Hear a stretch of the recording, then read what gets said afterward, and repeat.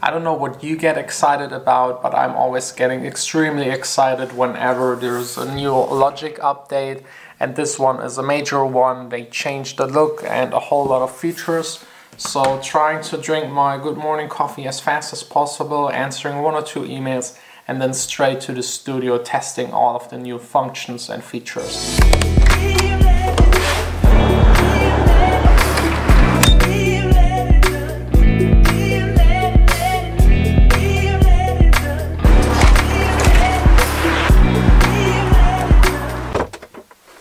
There was absolutely no way around the big furry head today. It's still extremely cold, but at least there's this new update. It is really such a big deal for me. You have to understand, I'm working with this program every day for at least 10 hours, and really all of my work depends on it. Without this program I can't access my old projects. If Apple ever screws up or doesn't develop it anymore, I have a big problem. I of course can learn another program, but this would set me back at least 2 or 3 months. It's really crazy when you think about it, how much we depend on a single program for making music.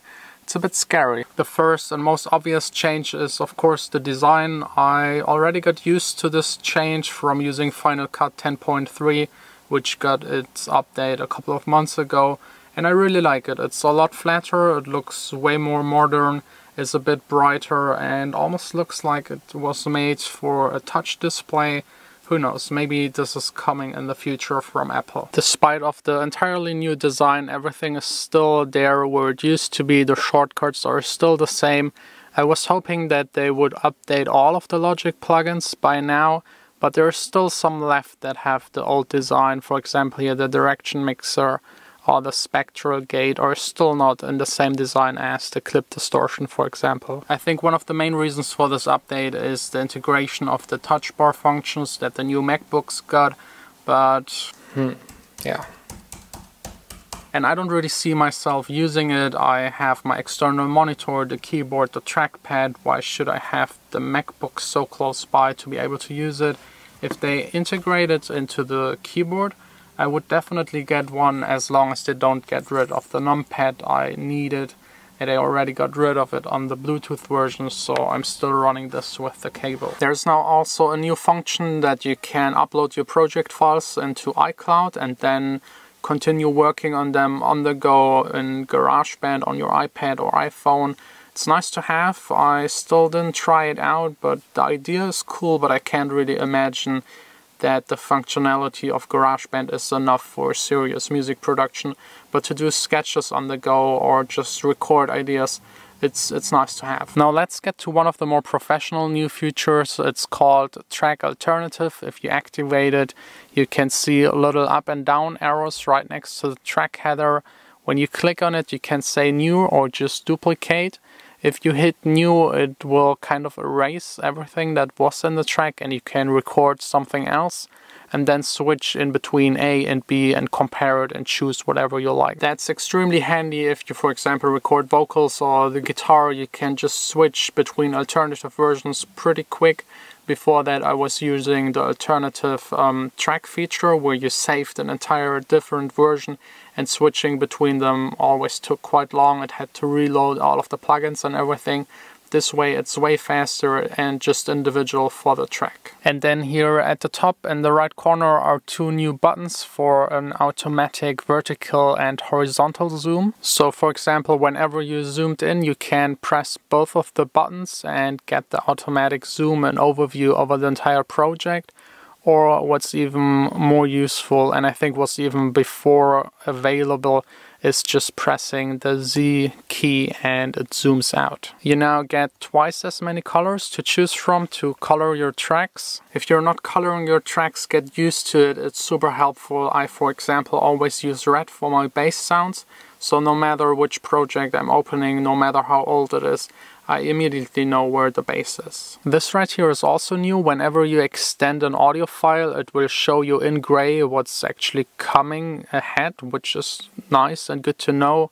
I had a lot of situations where I was searching for audio bits in a file and couldn't really find them. This one right here is so far my favorite new function. You can right click the stereo knob, select a stereo pen, and then narrow it down on both sides and also still select where the center should be. This will give you way more control over your stereo image. Getting this effect in the past you had to use a third-party plugin or the stereo tool by Logic. This way it's right integrated into the stereo knob, and I think I will switch all of them into the new mode and also change it on my auto load. So whenever I open up a new project, it's right there and available. Another big new feature is called selection-based processing. You can now apply different plugins and effects and even effect chains to different regions that are within the same track. To apply this new feature, just double click onto any region. This will open up this window here, and you can then select function, new function based alternative. This will open up this small little window here where you can select different plugins for A and B. Let's just choose here a preset, and also for B1, and then you can switch in between the two, sample the material. This one I will definitely use a lot. This way you can just try out new things and compare them. Maybe if you have a new compressor, you can A and B compare it really quickly to your old one and see which one of them is better. It's finally possible to use any source as a sidechain. Before this update you could only use audio or buses. This will actually save me quite a lot of time. For example, if I wanted to use the bass that I played in with MIDI as a sidechain source, I had to bounce it out to audio to be able to use it. This way I can leave it in the MIDI mode and can, whenever I want, change the notes on the bass without having to go through the trouble and bouncing it out again. There are of course way more new functions and features. For example, Logic got now a 64-bit processing engine. You can have now way more buses, not that anybody ever needed more than Logic already had. You can now also do simultaneous fades, and the Alchemy synth that Apple bought from Camel Audio got a lot of new features, functions and presets. Now with all of these new functions, I of course have to apply them to my new fall track. I'm still taking care of the mixing, I'm still trying to figure out how to use the new Neutron plugin to its fullest. And I'm also curious to see if the stability and the CPU usage of Logic has changed. You or isn't me? I don't know, I just keep letting go. It's time to know when we both can finally grow. So don't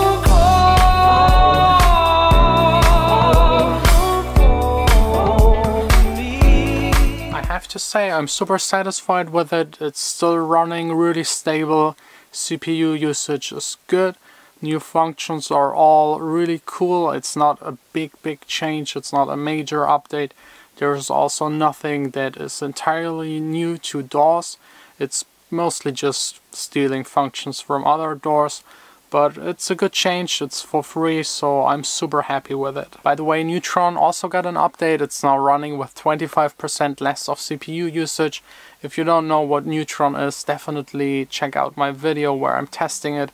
It's without a doubt the best mixing plugin in 2017. Let me know if you've already installed the new version of Logic, if you like the new design, what's your favorite new feature.